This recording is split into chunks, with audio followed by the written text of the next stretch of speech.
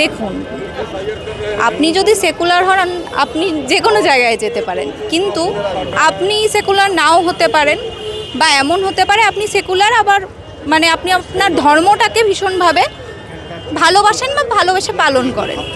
এবারে আপনার যে জিনিসটাকে বা যে কোনো ব্যাপারে ইস্যু থাকতেই পারে, সেটা ধর্ম মানে ধার্মিক দিক থেকেও হতে পারে বা ব্যক্তিগতভাবেও। আমার কথা হচ্ছে যে আমার যদি বিফ বা পর্ক খাওয়াতে আপত্তি থাকে, তাহলে আমি জেনে শুনে এমন রেস্টুরেন্টে বা এমন ক্যাফেতে কেন ঢুকবো যেখানে আমি জানি সেই জিনিসটা পাওয়া যাচ্ছে। আমার তো সেখানে জেনে বুঝে যাওয়ার কোনো অর্থই হয় না। মানে ঠিক আছে, আমি অর্ডার করলাম না বা করব না এই ভেবে আমি ঢুকলাম, কিন্তু আমি যদি সত্যি সত্যিই সেটা মন থেকে মানি বা বিষয়টাকে শ্রদ্ধার চোখে দেখি এবং অথেন্টিক ওয়েতে সেটাকে পালন করার চেষ্টা করি, তাহলে তো আমার মনে হয় না যে এটার কোনো মানে যুক্তি আছে যে রেস্টুরেন্টে পাওয়া যাচ্ছে আমি সেখানে গিয়ে অন্য কিছু খাচ্ছি। কেননা সেখানে আমি অর্ডার করলাম না মানেই যে সেই ব্যাপারটা থেকে মানে সেই জিনিসটা সেখানে পাওয়া যাচ্ছে না এমনটা তো নয়। একই কিচেন ইউজ হচ্ছে, একই হয়তো মানে কি বলবো, একই ক্রকারি ইউজ করা হচ্ছে।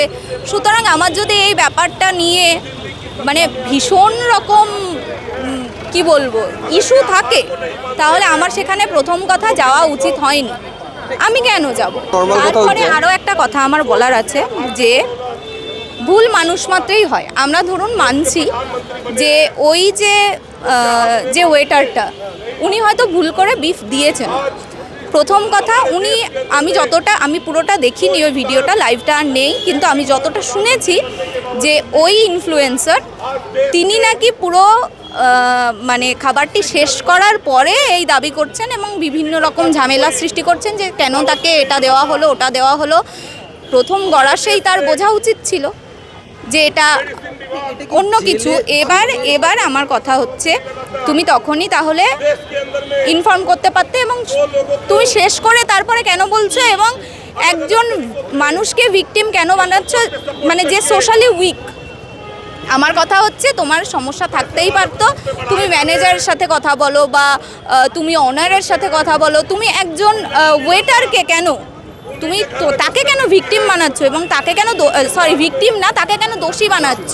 তাকে দোষী বানিয়ে মানে অ্যাকচুয়ালি তাকে ভিকটিম করে দেওয়া হচ্ছে। এটা কি জেলে পাঠানোর মতো বিষয়? কখনোই নয়, এটা জেলে দেওয়ার মতো বিষয় নয়। একজন আমাকে বলল যে ভুল করে আমাকে ও বিফ খাইয়ে দিয়েছে, ভুল করে তো না, তার মতানুসারে ইচ্ছা করে, কিন্তু তার তো প্রমাণও নেই।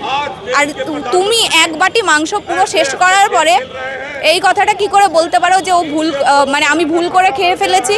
তুমি যে জিনিসটা স্বাদ বোঝো না তুমি একবার হলেও বুঝতে পারতে প্রথম থেকে, এবং তুমি শেষে গিয়ে কি করে বুঝলে?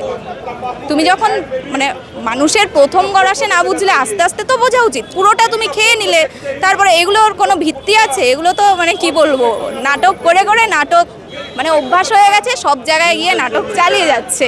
এবং একটা কথা হচ্ছে সো কল্ড ফুটেজ খাওয়া, এই ব্যাপারটা যেন তেন প্রকারে আমাকে ফুটেজ খেতে হবে, ফেম অর্জন করতে হবে, এই প্রবণতা মানুষের মধ্যে চলে আসছে এখন।